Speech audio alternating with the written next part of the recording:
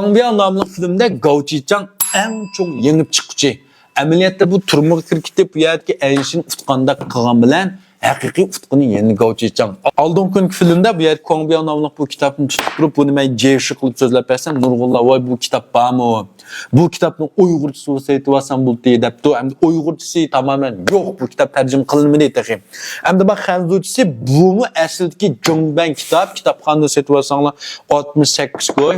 Astidagi seri qarığa bugün pahalıya tıkıp ekirip koydum. Astidagi saytıp aldım gen xatni besip Kongbiao'ni ayrım saytıp alamsizlar.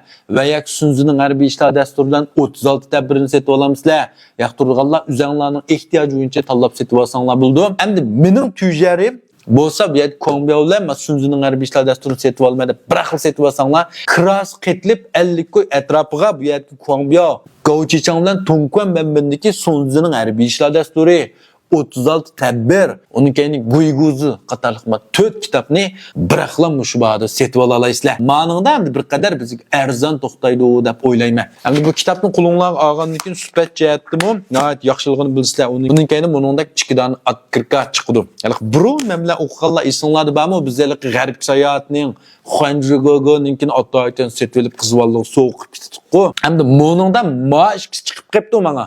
Asli menga bo'lsa dasavdili ikkisi chiqsa bo'ldi-da.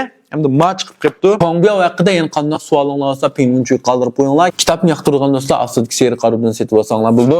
Rahmat.